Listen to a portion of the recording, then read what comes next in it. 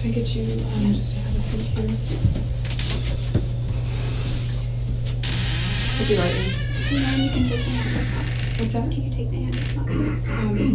As soon as the detective gets in here, Detective Flores, he can take those off for you. I think that's what he told you anyway, that he'd allow you to have your handcuffs on.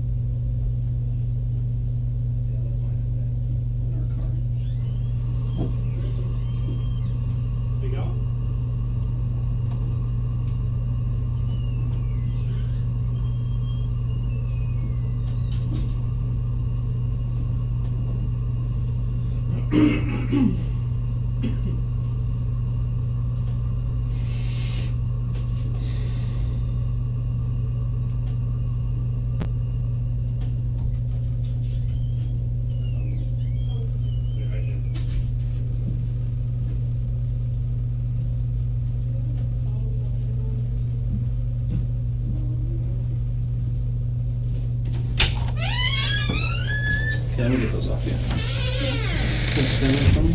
Face the other. I'm gonna get you a bottle of water. Thank you. Any chance you could get my purse? Yeah, we'll get that from the house. Will they bring it to me? It'll probably be put in your property. There's water for you. Do you want one for yourself? Yeah, you can get one. I'm gonna turn the heat up in here. Or like, do you have a sweater I can borrow or something? I don't have any sweaters. I'll see if I can turn it off. It's hard to control the heat in this building. That's fine. Make sure I don't lock myself in here. So you remember me? Of course I do. I traveled all the way up here to come talk to you. Because I've been working on Travis's case ever since it happened. Mm-hmm. Okay, and I know exactly when it happened, when he was killed. I know a lot of details, and just recently we found quite a bit of evidence, and I'll discuss that with you.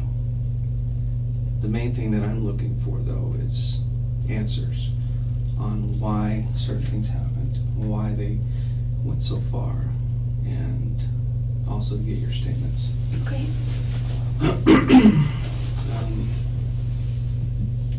A lot of details on this case that haven't been released to the public, and not even to Travis's family.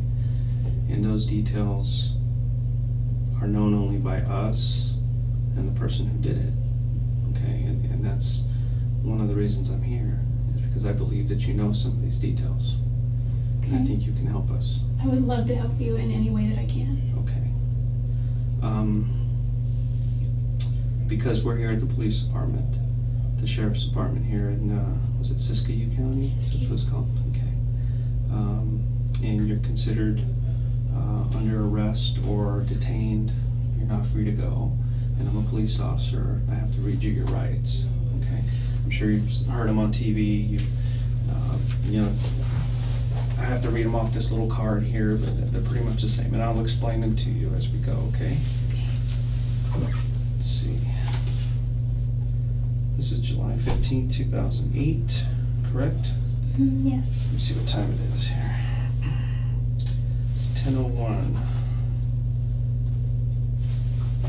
in the case number 2008-161-0844.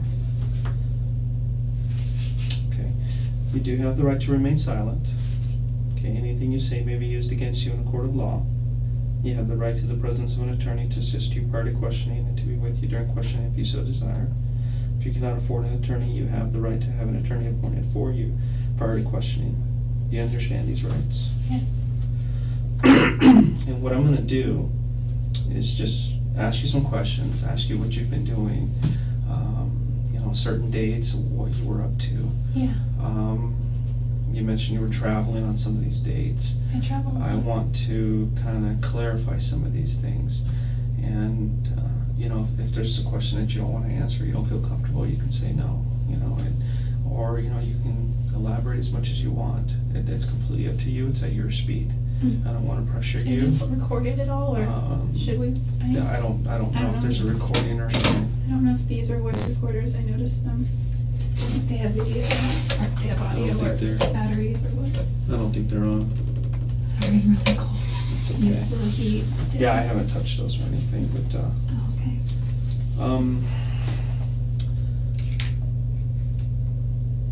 they're not on, so what I want to do is just get to the bottom of it. Yeah. Everybody wants to know, okay? And so I'm going to ask you some questions. You can voluntarily answer them if you want. Okay, is that cool? Yeah, that's Yes. fine.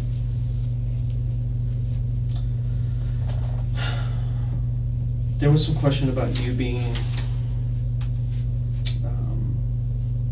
Well, let's start with this. What have you been up to since Travis's death? What have you been doing? Well, I've been working. Mm-hmm. I haven't been really working in prepaid legal. There's not a whole lot here in this marketplace, which is. It's kind of small here.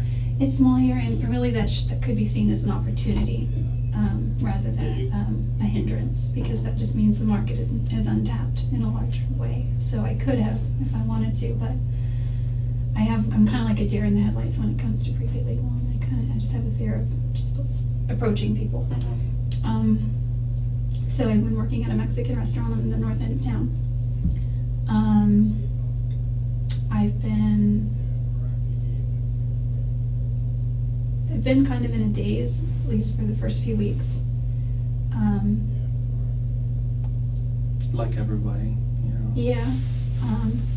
I know that a lot of people have been posting on Facebook really nice things, and memories, and at one point I was like, well, maybe I should do that. So I posted this thing, and I just said all my memories, and I realized looking back on it that it kind of sounded immature. It's more like my Dear Travis kind of letter.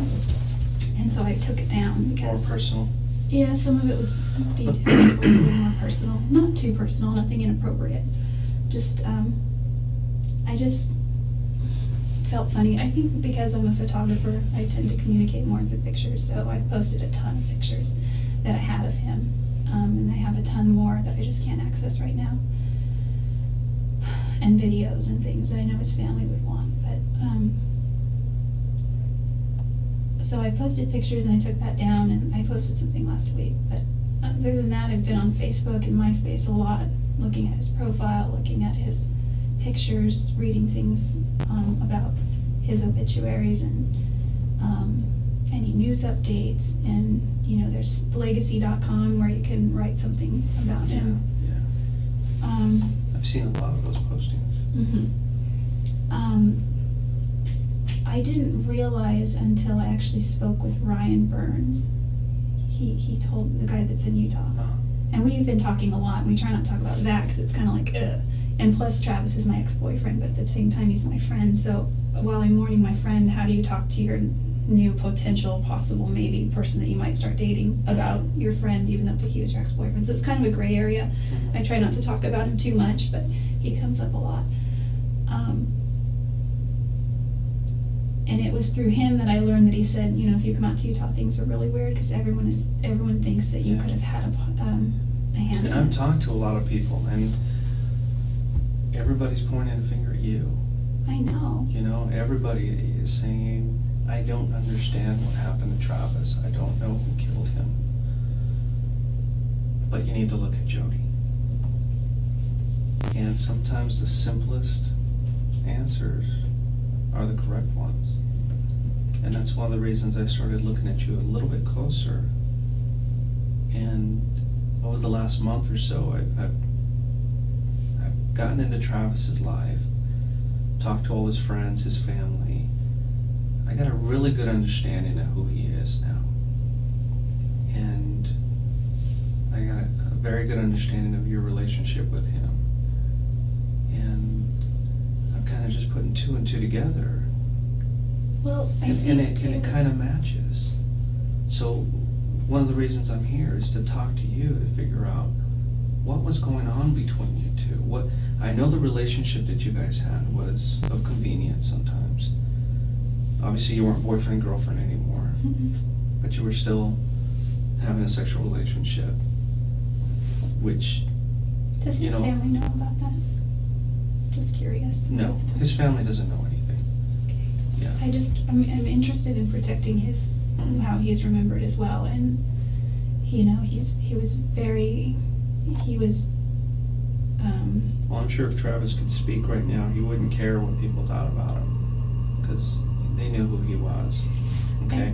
A sexual relationship here or there, because the fact he was a member of the church really doesn't matter. A couple times I asked him whole if we range could- of things. Yeah, Okay. I think in the broad scope of things that could be right.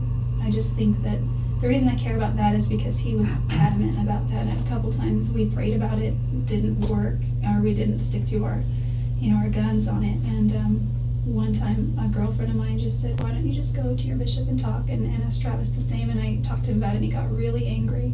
He said, "I've already had problems with this in the past. I'm embarrassed by it. I don't want to go to my bishop."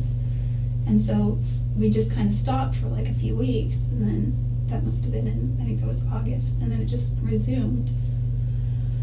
Well, the way Travis thought, by getting into his head and everything that he's written in his journals and everything I found out about him, he truly had feelings for you. And for some reason, he felt that the relationship between you and him was somewhat unhealthy, but he couldn't stop it.